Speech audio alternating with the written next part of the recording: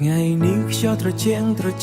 ធ្វើឲ្យបេះដូងខ្ញុំគិតដល់អូនមើលផ្កាកុលាបក្រហមក៏ដូចជាស្នេហ៍ដែលលាក់ក្នុងចិត្តមិនហ៊ាននិយាយពាក្យស្នេហ៍តែបេះដូងនៅតែស្រឡាញ់រាល់យប់ខ្ញុំតែងស្រមៃថ្ងៃដែលអូនដើរជាប់ក្បែរ Valentine's Day ជិតមកដល់ហើយខ្ញុំមានតែបេះដូងមួយសម្រាប់អូនតែម្នាក់បើអូនព្រមបើកចិត្តសូមទទួលយកស្នេហ៍នេះពាក្យ I love you មួយម៉ាត់ចេញពីចិត្តពិតអូនដឹងទេថាមានមនុស្សម្នាក់ចាំមើលថែ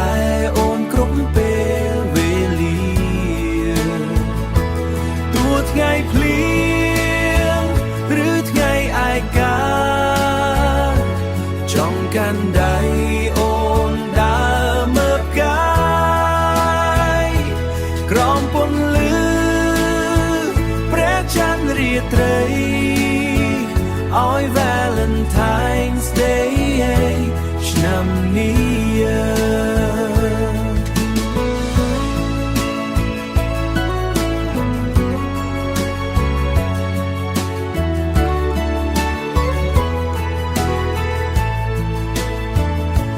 បើថ្ងៃណាអូនអស់កម្លាំងសូមចាំថានៅមានខ្ញុំជាមនុស្សម្នាក់ដែលស្រឡាញ់អូនដោយមិនចង់បានអ្វីតបស្នងស្នេហ៍ពិតមិនចាំបាច់សន្យាតែបងហើយតាមទង្វើសូមឲ្យថ្ងៃ Valentine's Day មានតែស្នាមញញឹមរបស់អូន Valentine's Day ជិតមកដល់ហើយ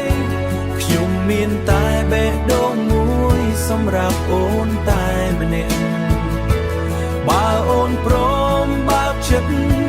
សូមទទួលយកស្នេហ៍នេះពាក្យ I love you មួយម៉ាត់ចេញពីចិត្តពិតValentine's Day Valentine's Day